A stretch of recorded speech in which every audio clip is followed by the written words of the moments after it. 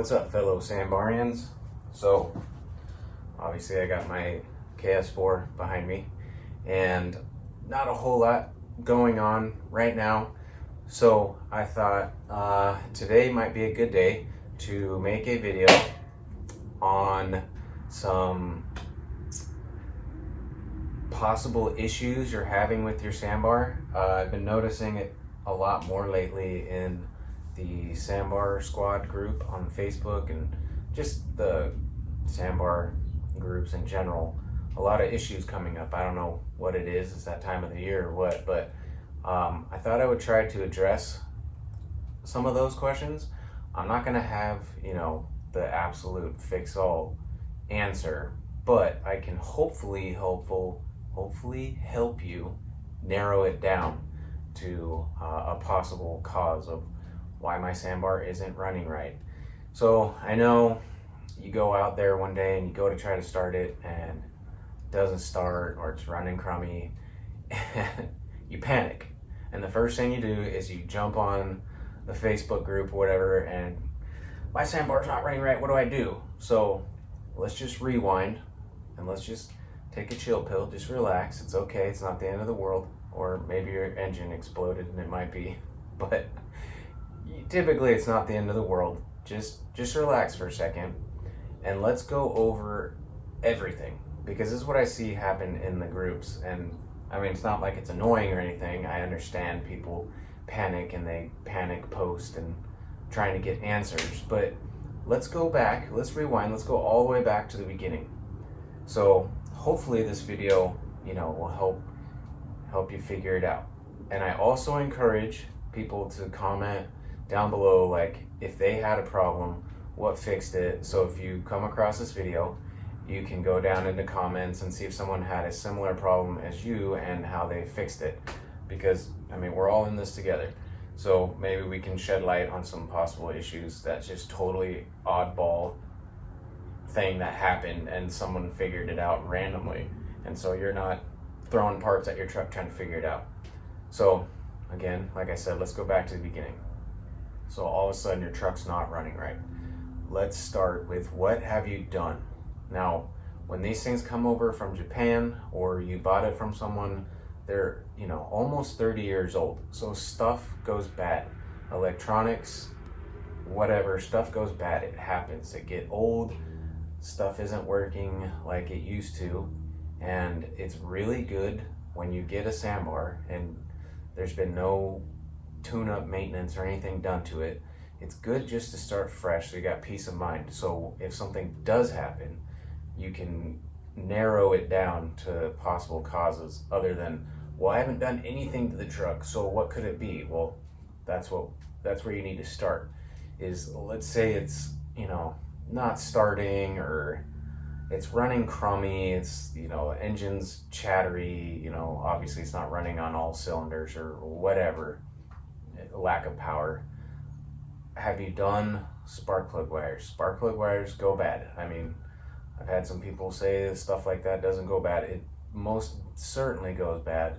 I mean, I've touched spark plug wires on my buddy's special case truck and I was getting zapped through the boot because it's just the connections go bad and it stops sparking, and it's just, spark plug wires go bad. So replace spark plug wires. And so that's another thing. When you do your spark plug wires, did you put them on the correct terminals? So you got 1, 2, 3, 4, cylinder 1 starting all the way on the driver's side, cylinder 4 all the way on the passenger side. Pretty easy. And usually the distributor caps are marked 1, 2, 3, 4. So just always make sure that your plug wires are in the right orientation. Otherwise, yes, you're going to get misfires running on 1, 2, 3 cylinders, and it's going to run super crummy. So starting with spark plug wires, did you change your spark plug wires and did you install them correctly? Another thing, change your spark plugs. Spark plugs go bad, they foul up, they get super nasty. The tip, whatever, corrodes, they go bad. So you're not getting a good strong spark. You might be getting a weak spark, so you're not getting that full combustion in that one cylinder for whatever reason. So spark plug wires, spark plugs. Now, have you done a distributor cap and rotor? Truck just peed. Have you done a distributor cap and rotor? Those go bad too. The center point, I've seen in some pictures where the center rotor touches like the main cap, the center of the cap, main point in the cap, that like deteriorates, and you know, spark, it could be trying to jump the spark, so it's erratic. So, or the tips, the metal tips inside, they start to get all, they start to build up corrosion or whatever on the tips, electrodes or something, and you know, it's not getting a good strong spark that it should. So have you done your distributor cap and rotor? If you've done your distributor cap and rotor, you've done your spark plugs, and you've done your spark plug wires, have you done the fuel filter? Do you have a new fuel filter? Because these things, you know, they get pretty nasty. The fuel isn't always clean, so, and the tanks, they get crummy inside. So have you done a fuel filter? Have you done your air filter? Have you done simple, basic maintenance tune-up parts on your Sambar? So if you have done all that and stuff is still coming up with problems, then we can at least go past that point and be like, okay, so it's not spark plugs. We double checked the spark plug wires, and we have a new fuel filter, and we put the fuel filter on in the correct direction. They are directional, and we hear the fuel pump making a noise, a little, the carbureted ones make like a little light, like a thud, almost like a light tap, can't talk. And the fuel injected ones will actually, when you turn your key on, it makes like a whining noise. So it whines for a second as it's priming the system. So you'll hear your fuel pump. And if you need a helper, get a helper to come out, turn the key on. Don't start it, just turn the key on, and you'll be able to hear the fuel pump and all that. So that's another thing. It's always great to have a helper, a helping hand when it comes to diagnosing problems on the Sambars, because obviously the engine's all the way in the back, so you can't really see anything going on as you're trying to, you know, let's say you're trying to check spark. You can't see it unless maybe you set up a camera. You could actually set up a camera, crank it a few times, and see if you're getting spark, so you can test to see if your spark plugs are getting spark, you know, normally. So we've done, you know, the typical simple maintenance stuff, and let's say we're still having some issues. So you can always double check your stuff, obviously, and you want to check spark. So if you have a helper, you can have them crank over the truck. And I'm pretty sure everyone is aware of this, but if you're not, that's okay. You can take a spark plug out, keep it attached to your spark plug wire, and if you hold the boot, don't hold the spark plug, and if you ground, say, the spark plug on your valve cover or something, you'll be able to see a spark. The spark plug has to be grounded or it's not going to spark. So if you have a helper, they can crank it. You can hold your spark plug to something that's grounded on the truck, and you can watch for a spark. And I would recommend doing that through all the spark plugs, just to make sure. I had a similar issue with my Mini where it wasn't running right. A couple cylinders weren't firing, so it was just me testing spark and trying to figure out why we're not getting spark. Ended up being a distributor. But anyways, and that's another thing, these don't have points. These are electronic, whatever ignitions in these things. So the points were bad in the Mini, so I had to reset the points in the distributor.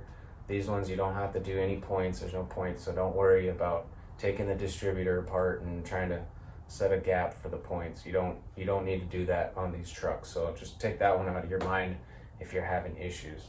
So let's say you don't have a helper and you have to do it by yourself. What you can buy is one of these remote starter, like button switches. I used to have one of these when I was a diesel mechanic, but it must not have been mine. So I bought one recently because I was actually going to use this on the Mini, because I was trying to figure out what was going wrong with the Mini. But I had my girlfriend, my little helper, help me try to figure that one out. But if you're by yourself and you want to try to crank it, this thing's great. It tells you how to hook it up to your starter solenoid and to power, and you know, then you can crank it, and that's a good way to test spark plugs. But let's see, I'll get a little bit closer, but obviously you take your spark plug out and you can, I mean, here's a ground strap right here on the edge of the valve cover. So you could hold it there or just anywhere that's grounded, and you'll be able to see if you're getting spark or not. So let's say, you know, you're getting spark and your fuel pump is pumping. So you hear the fuel pumping and you're getting spark. So obviously your distributor and your distributor cap and your rotor and everything's working. That's another thing. I saw this come up too. There's a seal on your distributor caps if you've done a distributor cap and rotor. I do sell the cap with a seal. So the seal might go bad on the distributor and water will actually get inside the distributor, and that causes for some funky running too, misfires and all that stuff. So it's always good just to replace that seal on your distributor cap while you're doing your distributor, just to keep moisture and stuff out of the cap and causing stuff to, you know, get funky inside there and stuff. So you can check that. Let's see, what else? We obviously, here's another thing that comes up, that I've seen come up a few times. So your timing belt, these are non-interferent. So if your timing belt breaks, you're really not, you know, you're not gonna hear your engine, you know, your valves smacking your pistons or something when the timing belt breaks. The only thing it's gonna do is not start, obviously. So that might be another thing you could check, is take your valve, your timing belt cover off, this plastic cover. This one's pretty easy. I didn't realize it, you know, back then. It's a little more difficult on some of the models because they have the EGR garbage going up. So mine, very, very easy. It's just 4 bolts access right here. Supercharged ones are a little more tricky to get into, but if you're just carbureted, real easy to get in here, 4 bolts. Carbureted, non-EGR nonsense. But take that cover off. Make sure your timing belt is intact, not wadded up inside there and broken. So obviously it's not going to run. So that's another thing you can check, is your timing belt. Make sure that's good. So, and when you post stuff like this in groups, everyone wants to know, like, what have you done? You know, have you tried to figure out anything yet? So it's always just good to, you know, make sure that you have done your due diligence of spark plugs, spark, air, and fuel. That's what makes these engines run. So if one of those is not correct, then obviously you gotta figure out why it's not correct. So we've checked all of that. Spark, fuel pump's making a noise, timing belt's still intact, spark plugs are getting spark. So let's go up to the carburetor. So here's an issue. So let's say you're driving your truck and you get a huge lack of power. Now I've already made like a video on this explaining what was going on my one truck, but you have these, like, it's like a thermostatic valve in here in the carbureted trucks, and what it does is there's a red hose right here and a hose right here, and it goes to the top of your muffler. Obviously I don't have a muffler anymore because we have our squid pipe, but there's a couple heater hoses that go into the airbox to warm up your carbureted Sambar quicker, which I live in Washington. It's pretty cold. I don't care. I don't need it. I mean, it takes like 5 more minutes to warm this thing up. Not a big deal. But what happens is that chamber rusts and it starts sucking in exhaust fumes into your truck when that valve is open. And obviously you're trying to run spent air, so your truck's it's gonna start running super rich and super crummy because it's not getting the oxygen that it needs. And so that's always something you can check, is you can take your airbox cover off, being careful because you have your little nipple here that goes to I think it goes to your 4-wheel drive solenoid possibly, or Yeah, it goes to your solenoid for your four-wheel drive. But you can take your air box off and then take your air filter out, and you can see if you're getting black, like soot on the bottom of your air filter. And if you are, that will kind of tell you, I'll get down later, that'll kind of tell you that that thing is leaking and you're sucking in exhaust fumes, and that's no good. And so you either need to disconnect it, reroute it. You could take the two hoses and mate them into themselves right here. So it's, I leave it open just so I can suck in more air. That's what I do. You can do whatever you want, but you could close this off essentially with that one of those hoses. Just loop it, and then you don't have to worry about that. Now, I do have my cover on my carburetor. I'll just try to explain it best I can. But so you're still having issues. You're full throttling or whatever, and it's really sluggish. Your truck is super sluggish. So underneath this plastic cover here, I'm just gonna take it off. I'll be right back. Okay, I removed that cover. It's just 210 mils. So you can kind of see it.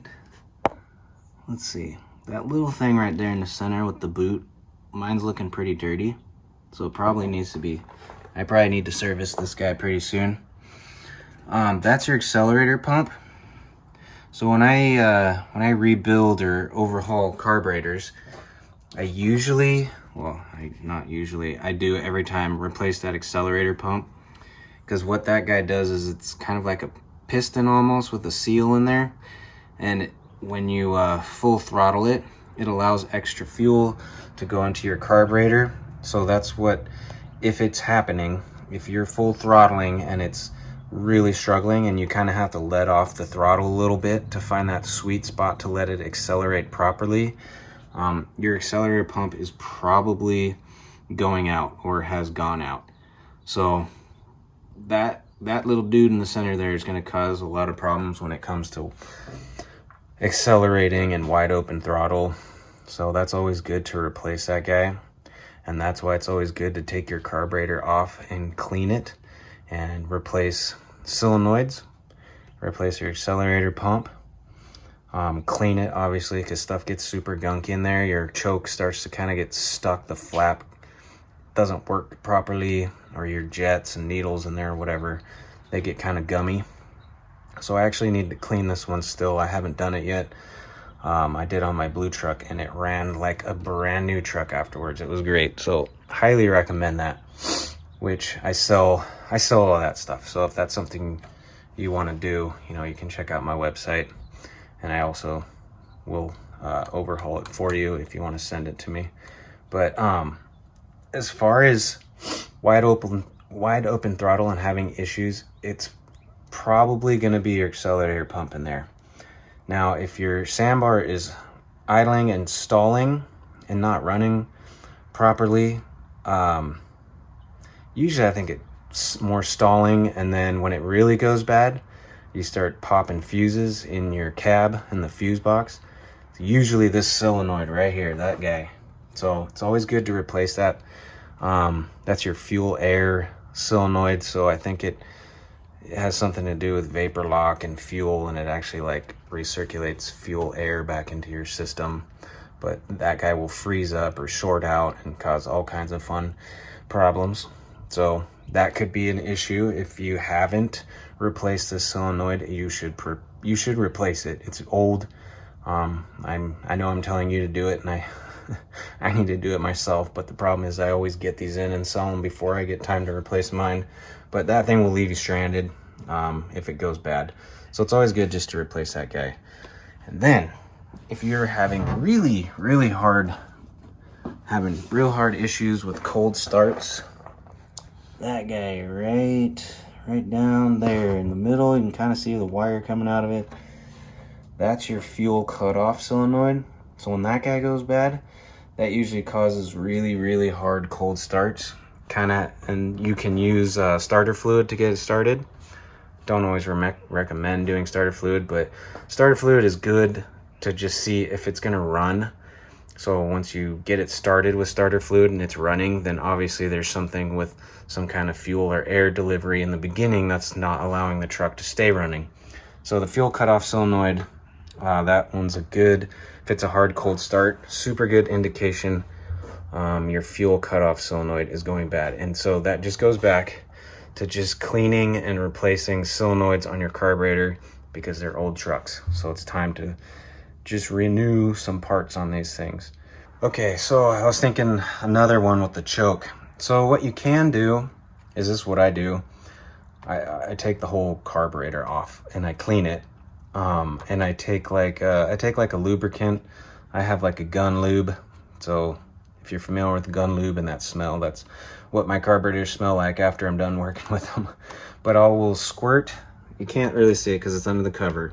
But underneath that cover, that's your choke right down in there. All that stuff. This is like the valve that, you know, works off the temperature of the coolant, and it pushes on like a moon shape mechanism in there and opens and closes the choke. And there's also your choke, piston choke. So that's another thing. You can check all these guys. These like vacuum thingies look like little spaceships. What I've done is I'll push on them and put my finger over the nipple end, and if it usually holds or if it drops very, very slowly, usually means I think it's good. I'm not 100%, but the good ones have slowly released. So there's, you know, the diaphragm inside isn't ripped or anything. So there's one there, and then there's one underneath this cover, and that's your piston choke. And I think that one's for your accelerator pump. So it's always good to just see if those like vacuum diaphragms or whatever are good by testing them and just plugging, like, say, this end with your finger, pushing the plunger in, and then seeing if it slowly lets it out and doesn't. If it just comes straight out, if you're holding your finger there, I'm guessing something's ripped inside and it's no good. Same with the piston choke. So that just comes down to, if it's not running right, you're gonna need to pretty much take your carburetor off and clean it, rebuild it, new gaskets and everything, really clean everything out, and kind of test some stuff with, you know, see if everything's working in the springs and all that stuff are, you know, working good and like it should. And I get it. Some of you guys are new to Sambar, so you're not entirely sure what to, you know, you don't have a comparison. And I didn't either for a while until I got another carbureted Sambar. So then I was like, oh, okay, this is how it should be. Because I use this one as kind of the base test, because this one had like 8,000 kilometers when I got it. So I figured, oh, the carburetor is probably, you know, in pretty good shape, which it is in pretty good shape. I haven't touched it, cleaned it or anything, which it needs to be eventually here. Compared it to my blue truck that I had and kind of use it as a baseline. Like, this is how stuff should probably be working, because this truck fires right up and runs great and has no problems, while that blue truck needed a carburetor cleaning and stuff switched out on it to get it to run the way it should. So if you're new to it, I get it. Can be a little confusing because you don't have a baseline to go off of. But I'm trying to think if there's any other issues. Well, I'm thinking you guys can check out the patitos. There's a little Indy. There's a big Indy, and there's Snowman. That's Georgina. My new love of my life right there. Man, I freaking love that car. But again, just you need to make sure that you have your tune-up and everything done, and what you have done, make sure it's been done correctly, and then really start diving into issues with carbureted. And let's say you're not carbureted and you're fuel injected and you're having issues. So here's where our fuel pumps are. Even on the fuel injected, the fuel pump is obviously different looking, but the fuel injected fuel pumps are right there. So you should hear it make like a whining. It's like wee, as it's like as you turn the key on, and then it should shut off. So it's like primed the fuel system. So you would just kind of want to listen for that noise. Make sure, you know, if your EFI or fuel injected Sambar is running not good, you can always just kind of do simple stuff like changing the O2 sensor to make sure, you know, you're getting good air fuel readings, so it's not running too rich or running too lean. I know your sensor for your coolant sensor here, that I think that one goes to the needle up front. I'm not sure. I don't think the carbureted one is gonna have the other. That's just the sending unit for the Chinggis up in the dash. But on the fuel injected versions, I think it has another sensor like that, and that obviously tells the computer like it's hot or cold. And so sometimes that sensor can go out and cause running issues with the fuel injected ones. Oh, here's another one. If you're an AC Sambar, and you're turning your AC on and it kills the engine, well, you have this little like idle up diaphragm Chinggis here. So it's supposed to have a vacuum line hooked up into it. So if yours is killing the motor when you turn your AC on, it's because it's not pulling on the throttle to idle it up a little bit. And so make sure that your vacuum line is in there, and then if it is, turn it on and make sure that this guy's actually pulling on it and you know, doing what it should. I'm not sure how to adjust that thing, or if there is a way to adjust it, but there's some kind of adjuster nut on there maybe, not sure. But you can always just idle up your Sambar too. There's your idle screw down there. That's your idle screw. That's your air fuel mixture. I've never had to mess with the air fuel mixture, so I'm not entirely sure how that comes off. Maybe it just pops off. Really don't want to mess with that thing. I'm not sure. So that's your air fuel mixture. So you can always check your spark plugs to see if you're super black down there. That means you're running super rich, so you can adjust that. Or if you're running lean, they're like burnt, super bright white. Not bright white, but just kind of like a white tint on your spark plugs. It means you're running pretty lean. But yeah, just, you know, this isn't a fix-all, and that's why I say I encourage people to get into the comments and say, hey, this is what happened to mine, and this is what fixed it.